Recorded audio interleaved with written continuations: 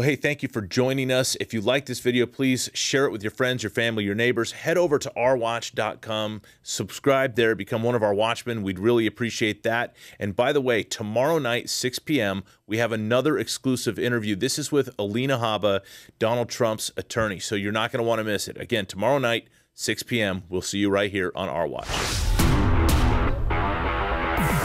Hey everybody, welcome to Our Watch. I am Tim Thompson. I'm very excited about the guest we have in our studio today. You know him already, but he is the Executive Vice President of the Trump Organization, the son of the very best president we've ever had in America. This is Eric Trump. Eric, thank you so much for joining us. It's good to be here, Tim. Yeah, very glad to have you. Obviously, everybody in the world knows right now your father's on trial, and this is a sham. I think most people know that. But how are you dealing with this? We see you there at court quite a bit. How's everything going for you? Listen, it's not pleasant to ever watch your father, going through what my father's going through right now.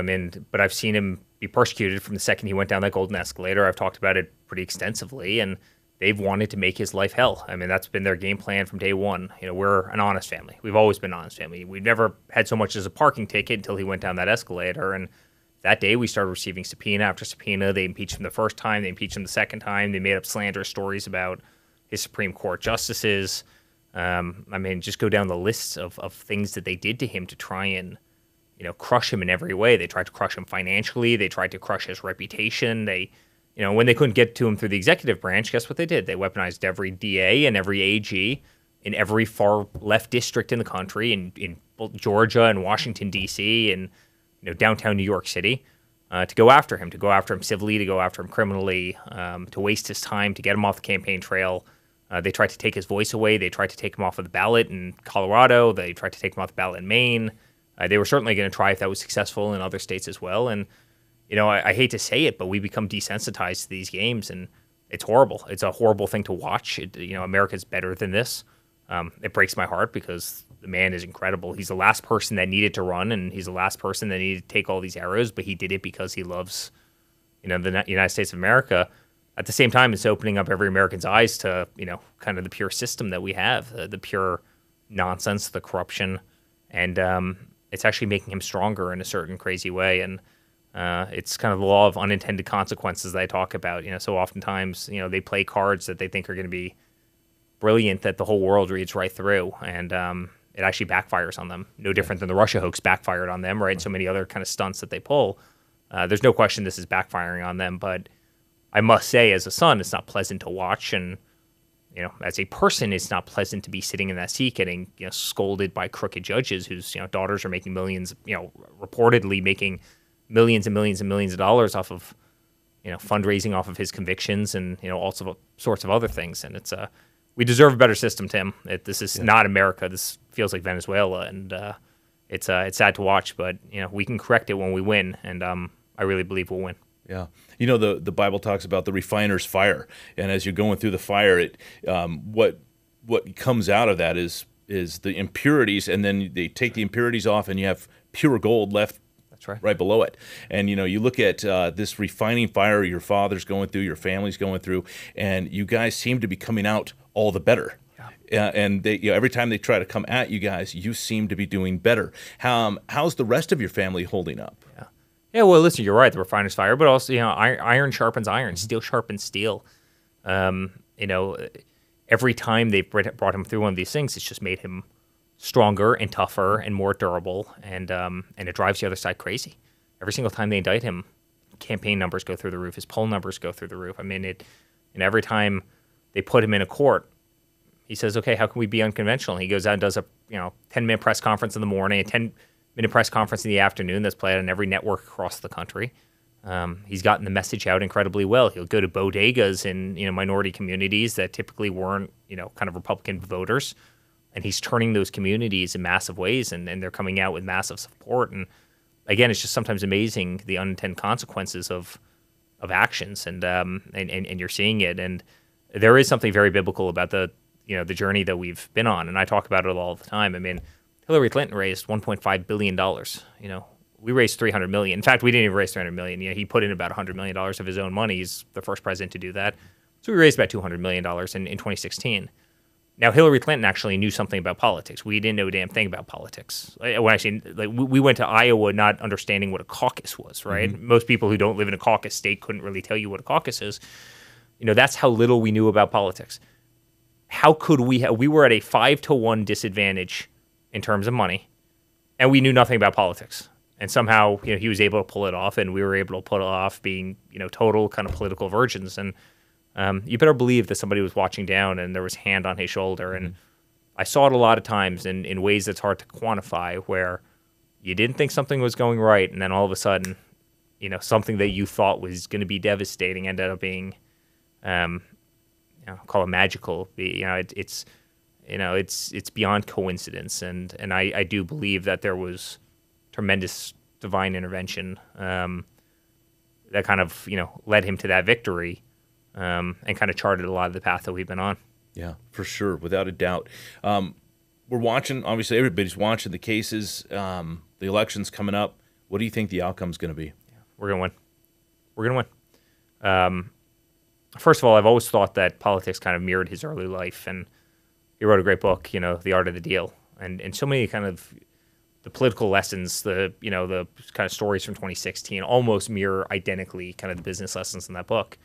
Ironically, the kind of second book was The Art of the Comeback, and so many of the principles of that were, never stop, no matter what they throw at you. You never, ever stop pushing forward. You never stop punching. You never stop fighting. You never stop, kind of aiming toward what you believe in. When you stop, when you retire, you expire. And I really believe that this is going to be, it's going to be the greatest metaphor for, kind of what the art of the true comeback is. If he pulls this off in 2024, and I'm confident he will, November 5th of this year, as we all know, I think it's the greatest, political comeback. Not even the greatest political comeback. I think it'll probably be the greatest political moment in United States history, maybe in political history. I mean, what they've thrown at him and what they've done to him and the way they've tried to destroy him. I mean, raiding his homes, impeaching him relentlessly. Again, the crooked judges. I wish you could see the scene that we saw this week, and the crookedness of it. I mean, in 1,000 rulings, and 1,000 objections, I think we won one. I mean, it is any person with 3 brain cells can just see how one-sided it is. How truly set up this whole thing is, right? And then when you realize that this judge gets every single Trump case. Every single thing that has anything to do, Steve Bannon's case goes in front of this judge. Alan Westbrook goes in front of this judge. Right now, there's hundreds of judges on the bench. Right, the odds of this happening would be 5 million to 1. Right, and yet this guy is spoon-fed every single one of these things. I mean, it's a crooked system.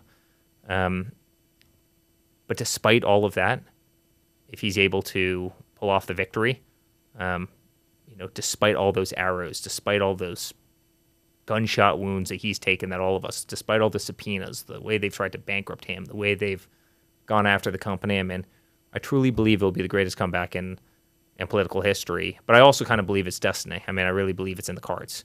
Yeah. If it was in the cards, Tim, I don't think he'd be standing at this point, based on what they've done to him. So it's going to be an amazing day. Mm-hmm. November 5th is going to be an amazing day. This country's pissed off. They're upset. So. It's not America. Right. This is not red, white, and blue. I think you're going to see that passion come out in a major way. Yeah, I agree with you 100%. The Bible tells us in 1 Timothy to pray for all who are in authority, that we can live quiet and peaceable lives in all godliness and reverence.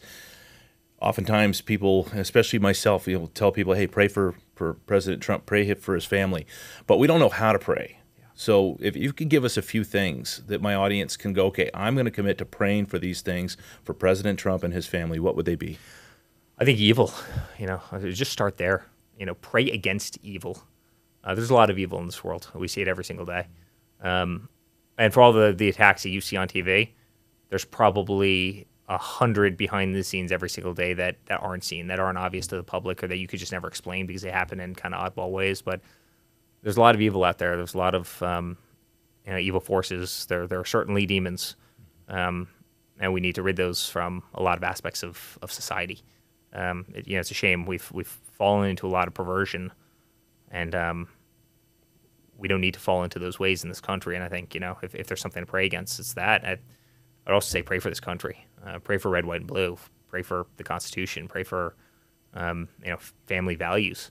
A lot of that's disappearing in this country. And I think a lot of that, unfortunately, is very orchestrated. It breaks my heart to say that. It's, I put my kids to bed every single night. And I travel 200 days a year. I'm on a plane, almost every day. If I'm not at home, they FaceTime me, and we do the Lord's Prayer. We do 2 little family prayers that we have, and my kids say the Pledge of Allegiance, and then they're down for the night. And we need that. We need prayer in society. We need God in society. We need family values. We need fathers out there, and good fathers out there. So oftentimes they're so kind of absent in life. We need everything that moms stand for. It's critical. We need great charity in this country. Help causes that people are really into. We need a lot more of that. We need more God. We need more church. And we need more goodness. And oftentimes, I struggle with, we often have to fight back against all of that evil. And sometimes it feels like you play to the same, plane that, they're on, because that's how you have to sometimes beat them back. But it's, this country needs to kind of right itself. This country needs to, tack toward goodness and wholesomeness and stop the games, stop the nonsense, stop the sideshows. Everything that makes America great. So many of the things that makes America great have been lost, and we need to pull that back, and we need to pull that back very, very quickly. Couldn't agree with you more. Well, Eric Trump, very glad that you're with us today. How can people follow you? I'm on all the social channels. I'm not a very hard guy to miss. Right. I make a lot of noise. I'm out there all over the place. But Eric Trump on social, on Instagram, Truth, X, on virtually all of them. But come follow us. Go vote in November. We're going to turn this country around. We're going to do great things for America. Amen. Well, again, thank you so much for joining us. Really appreciate all that you and your family are doing for this country. Thanks, Tim. Thank you. And I want to thank you all for tuning in. Make sure you like this video, share it with your friends, your family, your neighbors. Head on over to ourwatch.com, subscribe, become one of our watchmen. We'd really, truly appreciate that. Stay involved, stay engaged, stay educated. We got to take this country back. God bless you.